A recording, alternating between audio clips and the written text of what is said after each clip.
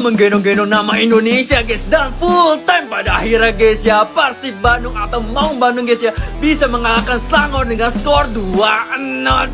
Buset dah guys. Wah.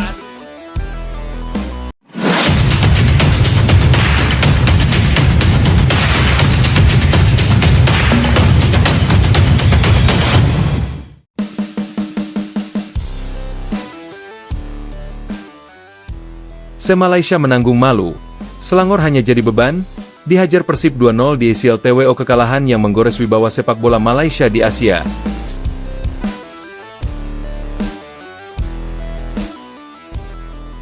Pertandingan yang seharusnya menjadi ajang pembuktian bagi sepak bola Malaysia justru berakhir menjadi tamparan keras.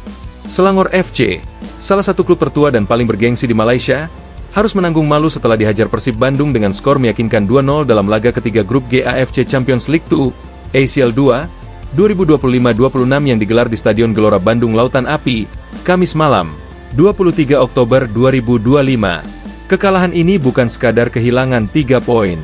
Bagi publik Malaysia, hasil ini terasa seperti simbol keterpurukan sepak bola negeri jiran yang kian tertinggal dibandingkan rival-rival Asia Tenggara lainnya. Jalannya pertandingan, Persib dominan dari awal hingga akhir. Sejak peluit pertama dibunyikan, atmosfer panas di stadion dengan lebih dari 30.000 bobotoh terasa menekan Selangor. Persib tampil percaya diri dan disiplin di semua lini. Pelatih Bojan Hodak, yang pernah menukangi klub Malaysia seperti Johor Darul Ta'zim, JDT, seolah memahami betul karakter sepak bola Malaysia, dan tahu persis bagaimana cara meredamnya. Pada menit ke-30, gelandang kreatif Adam Alis membuka keunggulan lewat sepakan keras dari luar kotak penalti yang tak mampu dijangkau kiper Selangor, Hairul Azhan. Gol itu menjadi momentum krusial yang menggoyahkan mental pasukan merah kuning. Selangor mencoba membalas lewat kombinasi antara Aaron Del Valle dan Faisal Halim. Namun koordinasi buruk dan minimnya komunikasi antar lini membuat peluang mereka hilang begitu saja. Babak kedua berjalan dengan tempo yang masih dikuasai Persib. Ketika pertandingan memasuki menit ke-66, Andrew Jung memperbesar keunggulan tuan rumah lewat eksekusi penalti setelah bek Selangor, Syarul Nizam, melakukan pelanggaran di kotak terlarang. Skor 2-0 bertahan hingga akhir pertandingan. Persib tampil solid, efisien, dan menunjukkan kematangan taktik, sementara Selangor tampak kehilangan arah permainan. Statistik berbicara, Selangor unggul di angka, tumbang di kualitas.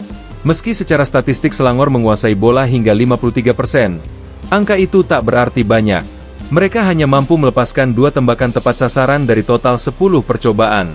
Sebaliknya, Persib yang hanya mencatat 47% penguasaan bola, bermain lebih efektif dengan 6 tembakan on target dan konversi 2 gol. Selangor unggul dalam jumlah operan, 480 dibanding 420 milik Persib, tapi sebagian besar bersifat horizontal, tanpa progres ke depan. Strategi mereka terlihat lebih bertujuan mempertahankan ritme ketimbang mencari kemenangan. Hal ini mempertegas perbedaan gaya. Persib bermain untuk hasil, Selangor bermain untuk bertahan. Analisis taktikal, disiplin Persib versus ketidaksiapan Selangor 1. Transisi cepat Persib menghukum kelengahan Selangor. Persib mengandalkan permainan transisi cepat yang memanfaatkan kecepatan David Da Silva dan pergerakan bebas Beckham Putra. Ketika Selangor kehilangan bola, Persib langsung menekan balik dalam 2-3 sentuhan saja. 2 lini tengah Selangor timpang. Absennya gelandang bertahan murni membuat Christophe Gamel menurunkan kombinasi improvisasi antara Safwan Baharudin dan Nur Hakim Hasan. Akibatnya, Adam Alis dan Mark Locke terlalu leluasa mengatur tempo. 3 mentalitas yang runtuh di tengah tekanan.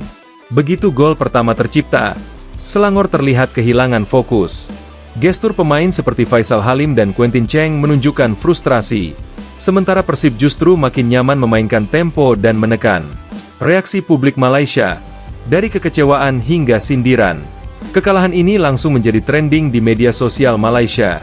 Tagar Selangor memalukan dan beban Malaysia sempat menduduki posisi teratas di X, Twitter, Malaysia beberapa jam setelah pertandingan. Banyak supporter menyindir bahwa performa Selangor tak layak membawa nama negara di level Asia. Seorang pengguna menulis, "Kalau main seperti ini, lebih baik berlatih di Liga Kampung saja. Persib main seperti tim Asia, Selangor main seperti tim amatur." Portal olahraga Malaysia seperti Harian Metro dan Berita Harian juga menyoroti hasil ini sebagai peringatan keras bagi struktur sepak bola Malaysia yang dinilai stagnan. Masalah struktural sepak bola Malaysia.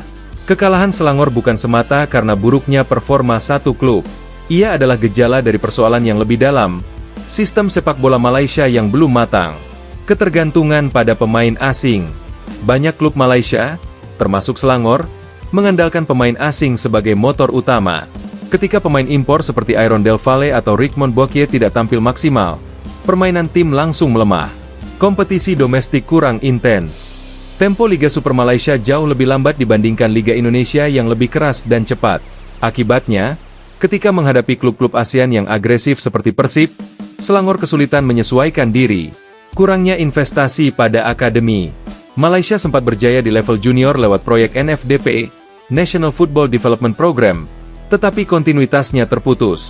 Kini, klub-klub lebih fokus pada hasil instan daripada pembinaan jangka panjang. Persib, lambang kebangkitan sepak bola Indonesia. Sementara Selangor dihujat, kemenangan Persib menjadi simbol bahwa sepak bola Indonesia tengah naik kelas. Bojan Hoda sukses memadukan pemain senior dan muda dalam sistem yang solid. Persib kini memimpin grup G dengan raihan 7 poin dari 3 laga, unggul atas KCSC, Hong Kong, dan Phnom Penh Crown, Kamboja. Dari sisi prestise, ini menempatkan Persib dalam posisi kuat untuk melangkah ke fase gugur dan membuka peluang bagi Indonesia menambah koefisien klub di Asia. Komentar pelatih pemain. Pelatih Selangor, Christophe Gamel, mengakui keunggulan Persib. Mereka bermain sangat efisien. Kami banyak pegang bola tapi tidak bisa menembus pertahanan mereka. Ada perbedaan level yang harus kami akui. Sementara Kapten Persib, Mark Klok, mengatakan, kami tahu Selangor tim besar, tapi kami tidak takut. Fokus kami hanya satu, bermain disiplin dan memanfaatkan peluang. Komentar ini mencerminkan dua mentalitas berbeda. Satu mencari pembenaran, satu lagi menunjukkan determinasi. Selangor jadi beban. Dampak terhadap reputasi Malaysia. Kegagalan Selangor di ACL II memperburuk citra Malaysia di kancah Asia. Dalam 2 musim terakhir, tidak ada satupun klub Malaysia yang mampu menembus babak 8 besar kompetisi Asia. Akibatnya, peringkat koefisien Malaysia di AFC bisa kembali turun, yang berarti jumlah slot ke kompetisi Asia akan berkurang. Selain itu, kegagalan Selangor bisa berdampak pada kepercayaan sponsor dan supporter. Klub sebesar Selangor, dengan sejarah 10 gelar liga dan basis fan yang besar, kini menghadapi tekanan besar dari publiknya sendiri. Langkah ke depan, apa yang harus dibenahi Malaysia? Profesionalisasi klub. Klub harus mulai dikelola secara modern, dengan struktur manajemen, analisis data, dan scouting yang berbasis performa, bukan koneksi.